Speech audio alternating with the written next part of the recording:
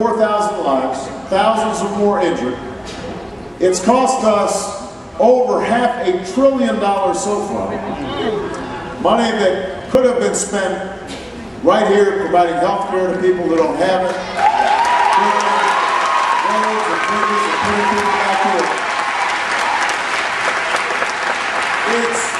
It's distracted us from the war we have to fight in Al-Qaeda, in Afghanistan against Al-Qaeda. So it hasn't made us more safe.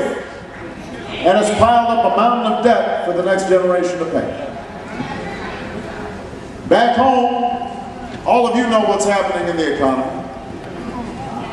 People are at risk of losing their homes because they got lured into predatory loans. Nobody was regulating the banks and the financial institutions the way they needed to be regulated. People have been working harder just to get by. You've never paid more for a gallon of gas or a gallon of milk. I was at the grocery store on the way over here, decided to stop by and pick up some things. Me and about 300 cameramen. And they were talking to me about how eggs have gone up about 30% and baked goods have gone up about 30%. Everything's going up about 30% at a time when wages and salaries have not gone up 30%.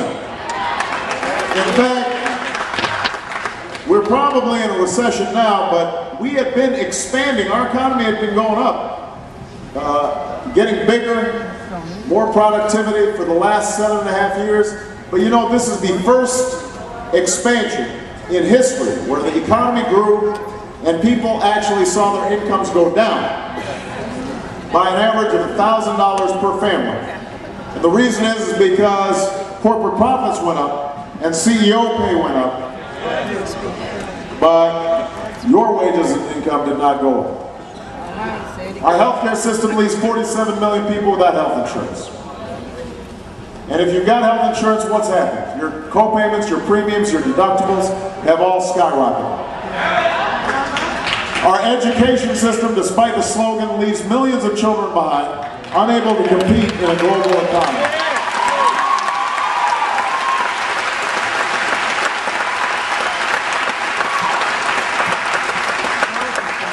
In such circumstances, we can't afford to wait.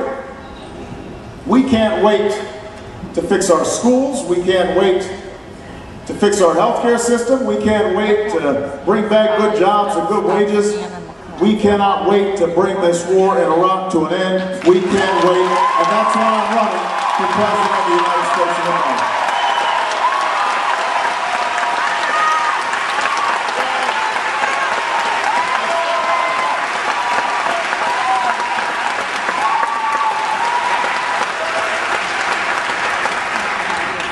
Now, when I announced that, I was also betting on you, the American people.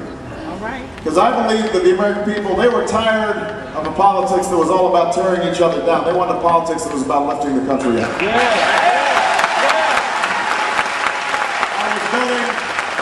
I was betting that people were tired of spin and PR from their politicians.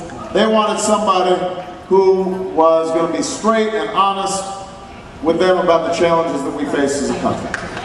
And finally, I was betting on the fact that change in America doesn't happen from the top down. It happens from the bottom up. I learned that when I was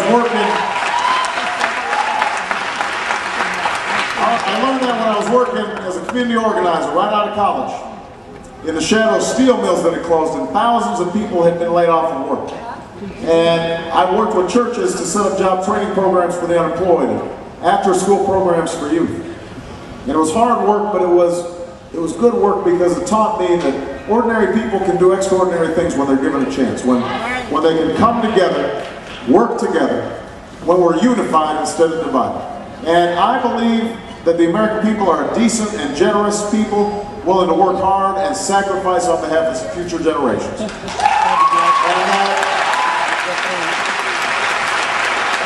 if we could just bring people together, if we could bring people together, black, white, Hispanic, Asian, Native American, young, old, rich, poor, to challenge the special interests that have come to dominate Washington, but also to challenge ourselves to be better parents, better neighbors, better citizens. That I believe there was no challenge we could not meet, there was no destiny we could not fulfill. That was the bet I made 15 months ago.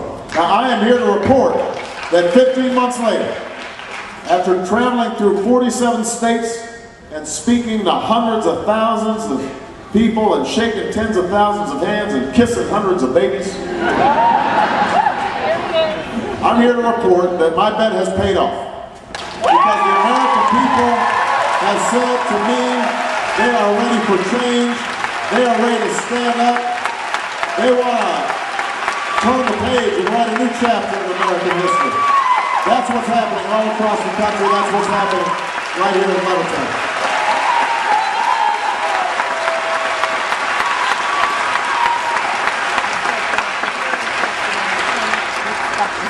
So, the question we have is, are we going to take advantage of this opportunity? The American people are ready for change. Yes. I mean, they want it bad. You know, I would like to take all the credit for all the high turnout and the record participation, young people getting involved. Now, part of it has to do with the fact that they know no matter what else happens, when they go in the polling place next November, the name George W. Bush won't be on the ballot. That is everybody.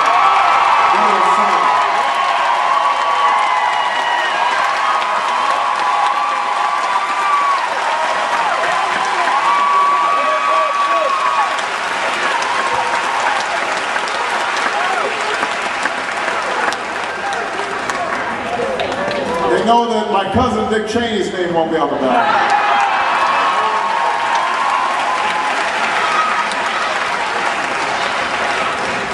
That was really embarrassing when that news came out.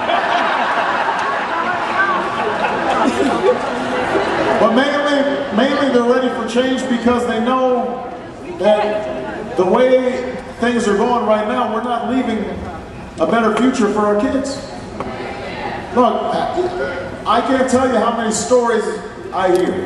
Meeting a young woman who was going to school full-time, but she had a sister with cerebral palsy. So after going to school, taking care of her sister, she'd go to bed about 10. She'd wake up at 1 o'clock to work the night shift at Federal Express. She got 3 hours of sleep every single night. And you know, she wasn't looking for pity when she told me this story.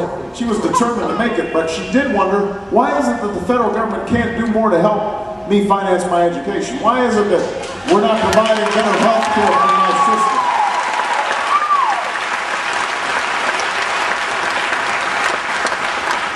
You hear stories like that all over America, all over Pennsylvania.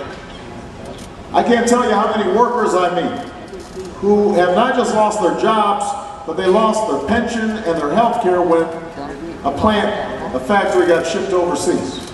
And now they're trying to compete with their teenage kids for jobs paying $7 an hour at the local Walmart.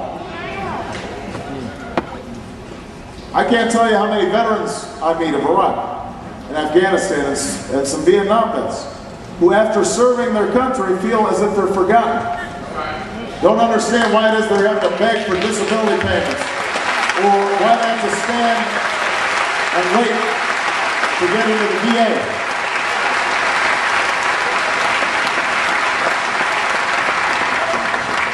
And sometimes I'll meet family members after an event like this one in the rope line, like the mother who gave me this bracelet that I wear in Green Bay, Wisconsin, to commemorate a son who got killed in a roadside bomb at the age of 20. You know, people understand that what's happening is not working. And if we don't change it now, it may be too late to change it. But if we stand up in this election, if we're determined to go ahead and make changes, if we are willing to take on the special interests in Washington that have come to dominate everything we do. Think about it. We've been talking about the energy crisis since 1973. I was 12 years old.